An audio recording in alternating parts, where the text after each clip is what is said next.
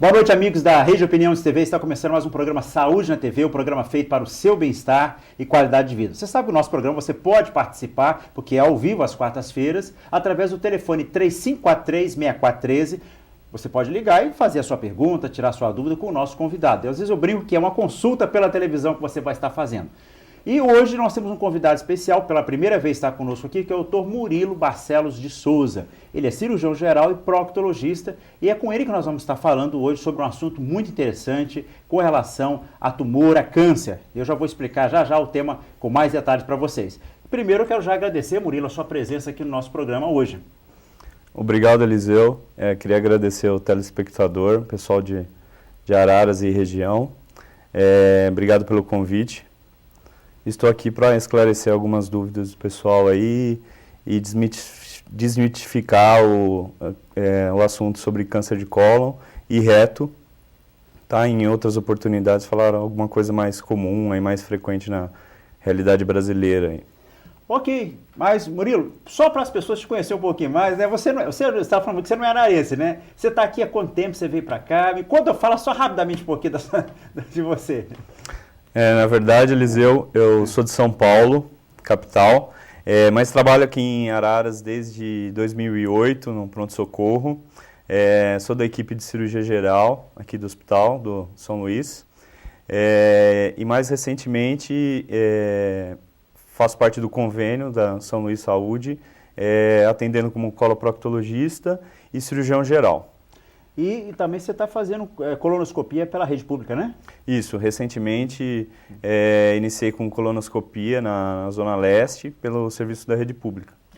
Ok, então vamos entrar no assunto, porque é muito importante, gente, porque hoje a gente sabe que câncer, né, há uma incidência grande e os métodos diagnósticos hoje estão possibilitando que haja um diagnóstico precoce e, consequentemente, um tratamento mais adequado e, às vezes, até a chance que a gente chama de uma provável cura. E o câncer de reto, o câncer do intestino, ele tem tido uma incidência importante nos nossos dias e nós vamos estar tirando essas dúvidas, como é que acontece o câncer, a partir de que idade, sexo masculino, feminino, qual é o tratamento, quais os exames que você pode ser feito como prevenção, e é isso que eu vou estar hoje conversando com o Dr. Marcelo sobre isso. Então, Marcelo, eu queria já assim que você falasse um pouquinho então sobre o câncer de reto, de intestino, como é que assim, a incidência dele? Como é que é esse câncer?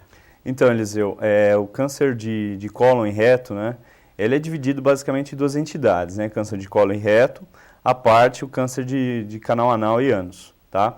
O câncer de cólon e reto, no Brasil, estima-se que cerca de 14 mil novos casos de câncer cólon e reto em homens, em 2012, cerca de 15 mil casos em mulheres. Dentre os homens, é a terceira causa de câncer, tá? Dentre as mulheres, a quarta causa, tá? Estima-se que a sobrevida em países desenvolvidos, feito o diagnóstico de câncer coloretal, chega a 55%, enquanto nos países em subdesenvolvimento, onde o diagnóstico é mais tardio, a sobrevida gira em torno de 40% após o diagnóstico em 5 anos. Mas eu achei interessante, Murilo, você falando que realmente assim, isso em estatística de 2010. Não, 2012 são perspectivas, né? Tá, em estimativas homens, 14 mil mulheres e 15 mil homens. Não, ao contrário. 15 mil mulheres e 14 mil homens. Isso a nível de Brasil. A nível de Brasil. Isso é um dado estatístico em relação à estimativa em 2012. Sim. Seriam casos novos, sim, né? Então, mas é realmente significativo, é um número grande, quase, somando homem com mulher, quase 30 mil pessoas, né? E a gente sabe que é um câncer que ele pode ser detectado. Mas antes eu queria que você falasse um pouquinho, como é que, assim, a incidência dele, ele a partir, qualquer idade, é mais em homem, mais em mulher, como é que é a incidência dele? Então, estatisticamente, a gente tem uma leve predominância do sexo feminino, tá? Mas a diferença é muito pequena. Sabe-se que acima dos 50 anos a incidência aumenta, tá? Por isso da indicação de se fazer colonoscopia a partir dos 50 anos, tá? Que vai servir mais para frente como exame igual você faz no seu dia a dia com PSA, exame de toque retal, né, no acompanhamento da neoplasia de próstata, tá?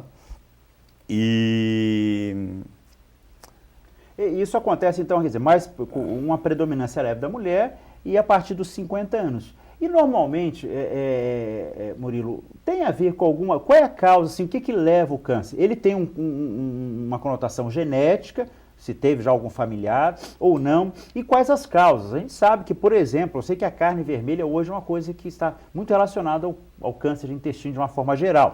Eu queria que você falasse então para a gente. Em relação aos fatores de risco para câncer coloretal, nós temos a história familiar, tá? Doenças genéticas como a polipose adenomatosa familiar, como fatores dieta, em relação a hábitos de vida, a gente sabe que paciente que é sedentário tem maior chance de ter neoplasia de cólon e reto, paciente que é obeso, uso de carne vermelha, uso de embutidos, sabe-se que o AS é um fator protetor contra o câncer coloretal, mas ainda não é uma coisa consensual, tanto no Brasil e até mesmo nos Estados Unidos. Achei interessante você falar que como fator o sedentário, que ele tem mais chance de ter o câncer de cólon e reto do que aquele que faz atividade física. Isso, a atividade física seria um fator protetor. Protetor. Né? Juntamente com evitar tipo de alimentação rica em gordura saturada e basicamente esses seriam os fatores principais. E o intestino preso, né? Aquelas pessoas que têm aquela obstipação intestinal crônica, que inclusive até por questão de erro alimentar, não ingere fibra adequada e tudo, isso também pode predispor ou não? Ou não tem nada a ver? Então, a dieta pobre em fibras, né? A constipação intestinal é um fator de risco também para a neoplasia coloretal. Sim.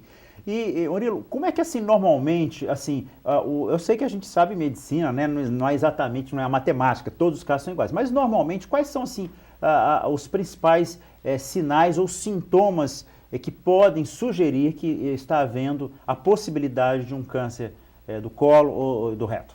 Então, esse é um grande porém, né? Boa parte dos pacientes são assintomáticos e quando são sintomáticos já apresentam sintomas na fase tardia da doença. Tais como sangramento, história de uma anemia arrastada, tumoração abdominal, mudança de hábito intestinal, aquele paciente que às vezes era um paciente constipado, que tinha dificuldade de ir ao banheiro e começou a apresentar diarreia ou vice-versa. Basicamente são esses os sintomas principais. E sangue assim nas fezes, quer dizer, aquele indivíduo que de repente um dia ele assusta lá, vê umas raginhas ou ao fazer a higiene, né, após evacuar, isso aí também é um sinal que tem que ser levado em consideração, em importância? A principal causa de sangramento dos pacientes está relacionada à doença orificial, doença hemorroidária, fissura anal. Tá? No caso de doença orificial, o sangramento geralmente é um sangramento de pequena monta, né? Um sangramento pequeno, tá? Apenas na higiene. Sinal de alerta seria o sangramento vivo, em grande quantidade, ou aquele sangramento misturado às fezes, tá? Mas nem todo paciente que apresenta sangramento, a gente já vai taxar o paciente como tendo uma neoplasia de câncer coloretal, tá? A principal causa ainda de sangramento coloretal sangramento nas fezes é de origem orificial, né? Sim. Quer dizer, mas sempre é bom dar uma olhada também, né? Porque às vezes é hemorroida e é uma outra coisa que tem que ser cuidado também. É um sangramento que, né? Contaminação, infecção, alguma coisa assim que pode acontecer. E com relação ao diagnóstico, né? Quer dizer, aquele indivíduo, você falou há pouco, inclusive com relação à prevenção, que eu quero até dar um destaque melhor no final, mas assim, em termos de exames, aquele indivíduo então que está hoje escutando você aqui, pô, parece que eu quero fazer esse exame e tal, tive um sangue uma vez, aconteceu nas fezes, meu hábito intestinal mudou, tinha um intestino preso, de repente estou com as fezes mais soltas, né? E aí, como é que faz? Assim, o que exame que se pede, que se faz? O exame de toque, que algumas pessoas acham, né, que o toque também pode ser detectar. Ultrassom, tomografia. O que se faz normalmente assim, nessa avaliação? Durante a avaliação inicial, né, lógico que a gente deve fazer o exame físico, né, ver se o paciente não tem nenhuma massa palpável. Deve-se fazer o exame de toque retal, porque é um exame que melhor avalia o canal anal. tá? E neoplasias de reto tocáveis, até mesmo para depois se propor um determinado tipo de tratamento, tá? E dentre os exames subsidiários, a gente encontra o sangue oculto, tá? Que serve mais para uma avaliação populacional, tá? Na prática, os exames mais indicados seriam a colonoscopia, tá? Para excluir neoplasia de cólon, tá? A retossigmoidoscopia a gente acaba usando em pacientes mais jovens, no rastreamento, porque dentre esses pacientes mais jovens podemos ter neoplasia de colo retal, né? Basicamente é isso. A gente até pode, não sei se seria viável colocar algumas imagens agora. Sim, podemos, se você quiser já passar. Pedir a produção para estar passando as primeiras imagens, para o doutor Murilo poder estar explicando para a gente. Então, essa imagem aí. Então, nesse diagrama, a gente tem uma exposição mais simples, né, do que seria a anatomia do cólon, né? A gente vê o canal anal, né, mais acima o reto, o cólon sigmoide, cólon descendente, cólon transverso, cólon ascendente e o seco. E aquela porção final, né, que seria o término do intestino delgado, né, que seria o ilho terminal. E o apêndice, né? Vamos mais adiante, vou passar outro slide. Nesse diagrama, a gente tem uma imagem da posição em que o paciente faz a colonoscopia, tá? A colonoscopia é um exame que muitos pacientes têm receio de fazer. É um exame que não é um exame tão simples igual uma endoscopia, tem os seus riscos, tá? Assim como a colonoscopia tem risco de perfuração, risco de sangramento, mas que ocorre em raros os casos. Não chegam a 3% no caso de sangramento e no caso de perfuração intestinal, 1%. O paciente deve fazer uma dieta com orientação prévia, tá? É feito sob sedação, tá? O paciente não vai lembrar do exame, não vai ter dor. Não tem, quer dizer, durante o exame não tem dor. Não tem dor. O que ele pode ter posteriormente é um pouquinho de cólica em função de injetar o ar, né, no intestino. Murilo, a propósito até inclusive da imagem que a gente está vendo, né? Vocês diziam que hoje é preconizado, a partir dos 50 anos de idade, homem e mulher fazer esse exame, independente se tem alguma queixa ou não. Isso hoje é algum protocolo mundial, internacional, com relação a esse exame? Em relação à colonoscopia, é preconizado se fazer o exame a partir dos 50 anos, assim como acompanhamento da neoplasia de próstata, né, que se faz o PSA e se faz o toque, tá? O Ministério da Saúde preconiza se realizar o exame, se o exame vier normal com 50 anos, se repetir o exame a cada 10 anos. Na prática, no consultório, a gente acaba repetindo o exame a cada 5 anos e dependendo dos achados do exame, né? Tá certo. Essa imagem? Essa imagem é uma imagem que eu achei importante colocar, seria a colonoscopia virtual, tá? Que é um exame, é um outro exame subsidiário aí para investigação de neoplasia de cólon. Assim como a colonoscopia normal, o paciente deve fazer o preparo, tá? A gente costuma pedir esse tipo de exame quando o paciente tem uma forte suspeita e o paciente tem dificuldade de progressão durante a realização da colonoscopia. O aparelho não progride por dificuldade técnica, às vezes preparo ruim, tá? Aí eu coloquei uma imagem de uma neoplasia de reto, tá? Por colonoscopia. Ali embaixo, né? Aquele brancacento ali, né? Isso, essa imagem grande, ulcerada, sangrante. Sim. Próximo. Aí seria um exame de enema opaco. É um exame que antigamente o pessoal usava muito para rastreio de câncer de cólon, né? Era o exame que a gente tinha em mãos, tá? E ele é usado hoje em dia, mas em menos situações do que se usava no passado, né? Porque ele detecta mais lesões grosseiras, né? As lesões e a grandes. colonoscopia é mais precisa, né? Nesse aspecto, né? A colonoscopia, a vantagem que o exame é realizado e se pode escolher material, pode ser feito tratamento de pólipos grandes que porventura possam virar neoplasia, né? Então ela pode ser diagnóstica e terapêutica, né? Ok. Aí seria mais 3 imagens de colonoscopia, em que a gente nota na imagem central, né, um pólipo grande de cerca de 3 centímetros aí, que que pode ser um pólipo benigno, mas a grande chance é de virar um pólipo maligno, né, se o paciente perder o segmento, né. A gente sabe que a maioria dos carcinomas de colo retais, eles são oriundos a partir de uma lesão precursora, né, que é o pólipo, né. Aí é uma imagem onde se pode notar, né, como é feito o exame, né, de colonoscopia, né, que é como se fosse uma mangueira maior do que a endoscopia, em que você inicia o exame pelo ânus e você tem o objetivo de chegar até o seco, né? Em alguns casos, o estudo é feito até o ilho terminal. Ok. Próxima.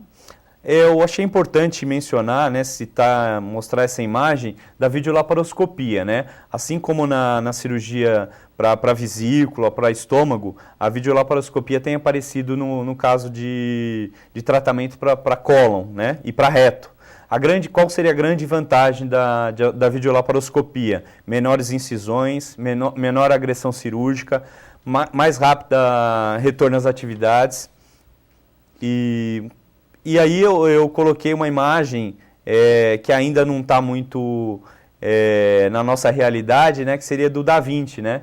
Seria a cirurgia por robô, onde o cirurgião ele não fica ao lado do paciente, né? Ele pode ficar numa sala adjunto, até mesmo em outro local.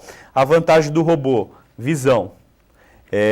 Foi provado, o Dr. Wexner dos Estados Unidos trouxe um trabalho, né, no último FICARI, em São Paulo, em que mostrou-se que ainda não tem uma grande vantagem em relação à videolaparoscopia, além do custo elevado, né?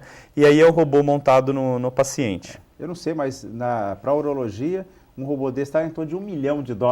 É mais ou menos isso.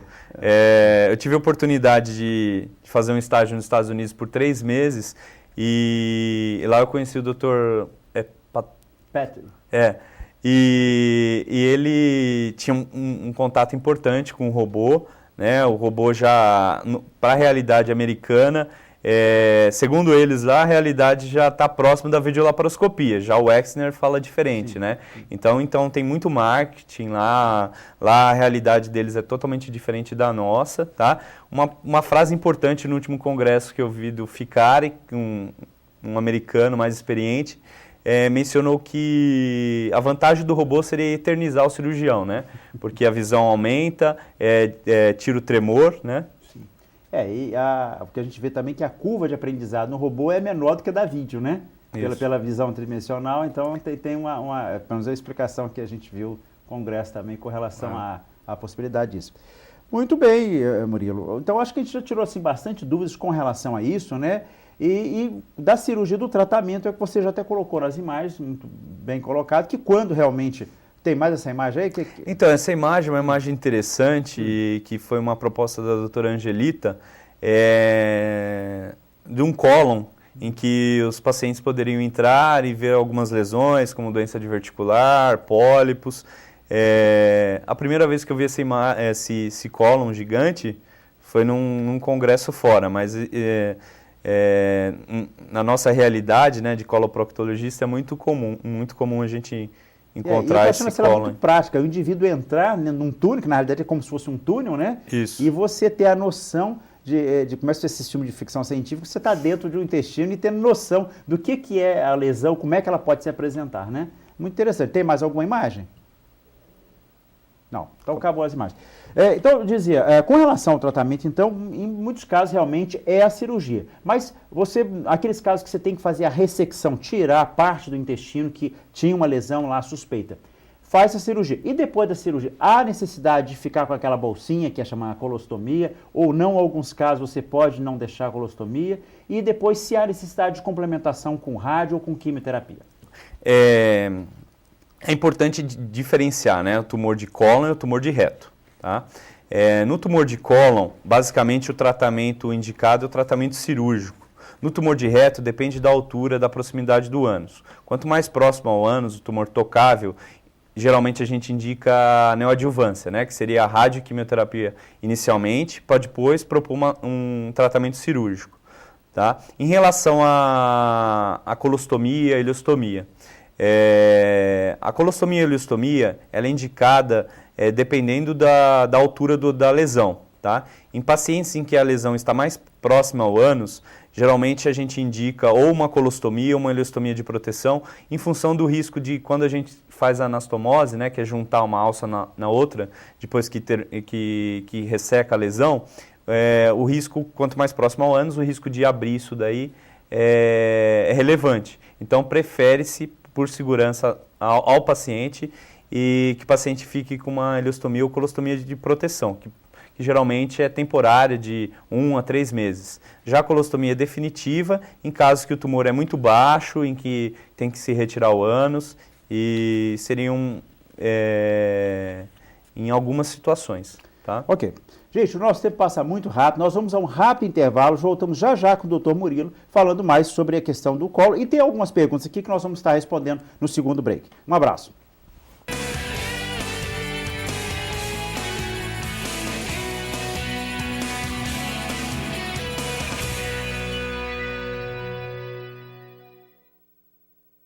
Eu sou o Ronaldo Bueno e estou aqui para convidar você para assistir o programa Estilo em Revista aqui na Rede Opinião de TV, todos os sábados às 8h30 da noite, com muitos eventos, muitas entrevistas e tudo para alegrar aí o seu sábado. Terça-feira, 9 da noite, uma reprise. Eu conto com a sua audiência.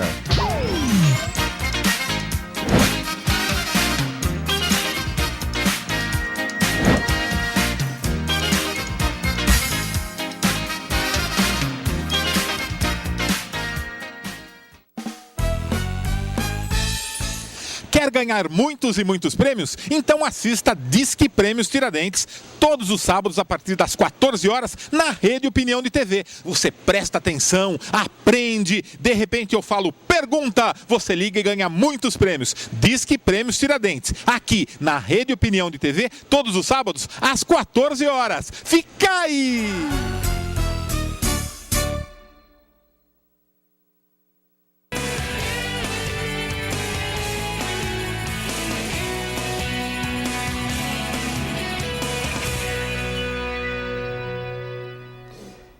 Voltamos com o nosso programa Saúde na TV, um programa feito para o seu bem-estar e qualidade de vida. Nosso convidado hoje, o Dr. Murilo Barcelos de Souza, que ele é coloproctologista, ou também, se falar numa linguagem mais simples, um cirurgião geral com especialização em proctologia, ou seja, o especialista que cuida da parte final do intestino, que é o intestino grosso, que divide em colo ascendente, transverso, descendente e o reto. Então, esse tipo da área do nosso intestino sujeita a câncer, que nós falamos no primeiro bloco, e ele respondeu bastante coisas e explicou muitas coisas sobre isso. Mas eu tenho aqui uma pergunta da Tereza do Centro, dizendo: doutor Murilo, eu tenho muita dor na coluna e tomo um remédio chamado, eu acho que tem alguma coisa, codeína, alguma coisa assim, né? Tenho o intestino muito preso e sofro com dores. O remédio influencia isso? Quer dizer, ela quer saber se o remédio para dor, né, pode influenciar na questão do intestino. Eliseu, então, muitas medicações para dor, tais como codeína, tramal, morfina, a gente sabe que levam à constipação intestinal, tá? Isso a gente pode mudar através de mudança de hábito alimentar, esse tipo de paciente também tem que ser investigado, tá? Antidepressivos levam à constipação intestinal. Basicamente é isso. Tá certo. Doutor Murilo, é possível ter a cura completa desse tipo de câncer? E a Ângela também, do centro, aqui de Piracicaba. Piracicaba participando. Um abraço para Piracicaba. Então, Ana... Ângela, desculpa. É possível, sim, ter a cura desse tipo de câncer, tá? Depende do período de diagnóstico, se o diagnóstico é tardio ou não. Como eu havia mencionado no início da explanação, a sobrevida em 5 anos chega até 55% dos casos. Isso são dados estatísticos, né? A tendência nossa como um país em desenvolvimento é melhorar esses dados aí. Ok, então essas foram algumas perguntas, ainda temos um tempinho, se você quiser ainda participar, 3543-643, você pode fazer a sua pergunta. E aqui queremos mandar um abraço, porque a dona Iris está parabenizando o programa, o doutor Eliseu aqui, e diz que está com saudades. Um abraço, Iris, enfermeira que trabalhou conosco já há algum tempo, e está participando aqui também com a sua saudação aqui para nós. Murilo, Vamos falar um pouquinho, já finalizando a nossa entrevista aqui com você, a questão da prevenção, porque eu acho que a melhor coisa é melhor prevenir. Os antigos já diziam que é melhor prevenir do que remediar, né? E o que se pode ser feito? Você falou, questão da atividade física, que é importante, os hábitos alimentares. Fala um pouquinho para a gente, então, sobre alguns aspectos que você julga mais importante, prático, que as pessoas podem cuidar. Então, o que a gente pode mudar, né, seria tentar perder peso, né, evitar sedentarismo, aumentar a atividade física, mudança de hábito alimentar no sentido de reduzir a ingesta de gordura saturada, diminuição da ingesta de embutidos, né, carne vermelha. A propósito da carne vermelha, até te perguntava no intervalo, né, com relação a essa... Porque a gente sabe que as nutricionistas, hoje, com essas orientações com relação à dieta, à nutrição, né, se preconiza que não se coma carne vermelha todo dia, que alterne comendo carne branca e tudo. E a gente vê que uma grande parcela das nutricionistas recomenda assim, a ingesta de 2 vezes na semana de carne vermelha. Mas a gente sabe que tem gente que não gosta de carne vermelha e quer comer todos os dias. Quer dizer, a questão é comer todo dia, é a quantidade, o que assim, em teoria, né, que se poderia pensar, é as fibras, o que é o hormônio, o que poderia assim, estar de alguma forma, diretamente, estar influenciando ou não na questão do câncer do cólon? Então, pela nossa sociedade não se tem um consenso em relação a quantos dias da semana deve-se comer ou não carne vermelha. Tá? Se sabe por investigação estatística que esse tipo de paciente que faz uma ingesta mais rica em carne vermelha, ele estará mais propenso a desenvolver esse tipo de tumor. Ok.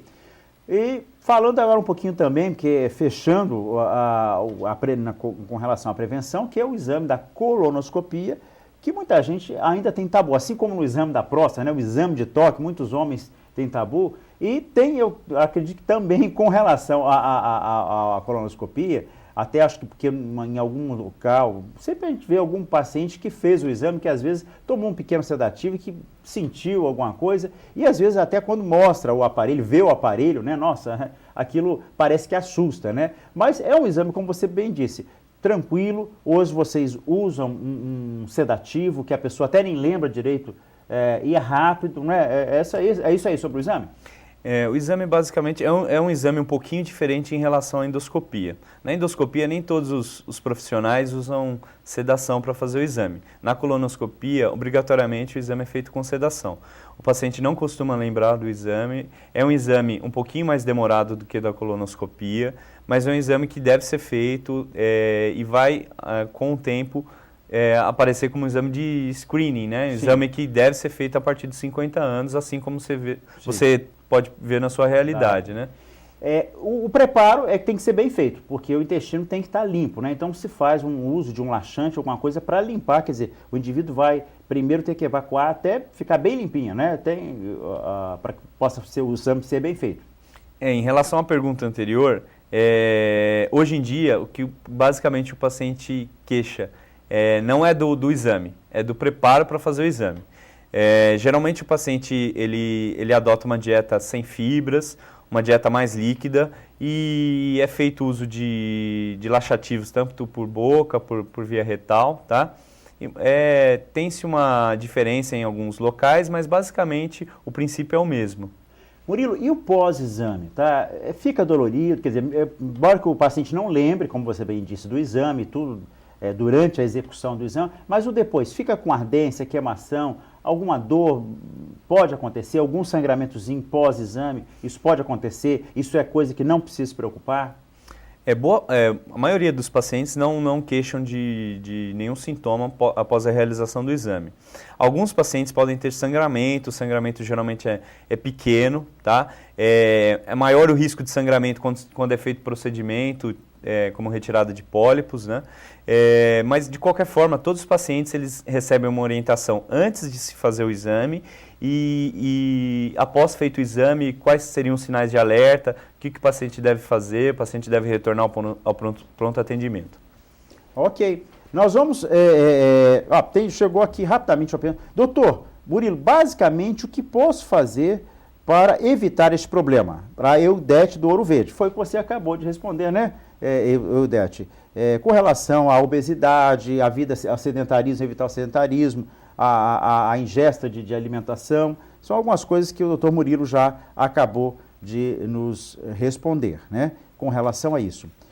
Murilo, então eu queria agradecer a sua presença aqui conosco, realmente foi assim, muito boa essa entrevista. Eu acho que realmente é uma das áreas hoje importantes, né, quando a gente fala de câncer, né, porque é alguma coisa que apavora as pessoas, preocupa as pessoas, né, é uma patologia que eu acho que ninguém quer pensar nessa possibilidade, mas todos nós estamos sujeitos a essa patologia, né. E já quero deixar também um convite aqui para que você possa estar voltando e falar de uma outra área que eu acho muito importante também, que eu acho que tem muita gente em dúvida com relação à questão das patologias orificiais, que é a região do ânus, né? Que é a hemorroida, a fissura e algumas outras que a gente sabe ali e que também a gente vê com muita frequência. Então, já quero até deixar um convite, você possa estar preparando já um outro dia aí para voltar e falar para a gente sobre isso.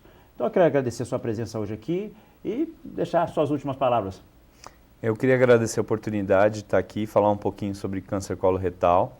Em poucos minutos a gente procurou dar uma breve esclarecimento, né, do que viria a ser o problema e agradeço pela oportunidade, mais uma vez, de estar aqui. Ok. O seu consultório?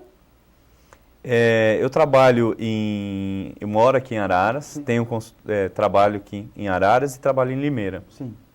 Tá, e os telefones são esses aí? Isso, são esses aí. Então, do consultório do Dr. Murilo, aqui em Araras, 3544-8914 e Limeira, 9638-1131. Então, você que gostou da entrevista, quer conhecer pessoalmente, fazer uma consulta com o Dr. Murilo, está aí as orientações. Nós vamos ficando por aqui. Você gostou da entrevista, quer ver de novo, quer indicar para alguém ver? Sábado às 18 horas temos reprise desse programa, dessa entrevista com o Dr. Murilo Barcelos de Souza. Nós vamos ficando por aqui. Até na próxima quarta-feira com um novo programa Saúde na TV, um programa feito para o seu bem-estar e qualidade de vida. Um abraço a todos, boa noite e fiquem com Deus.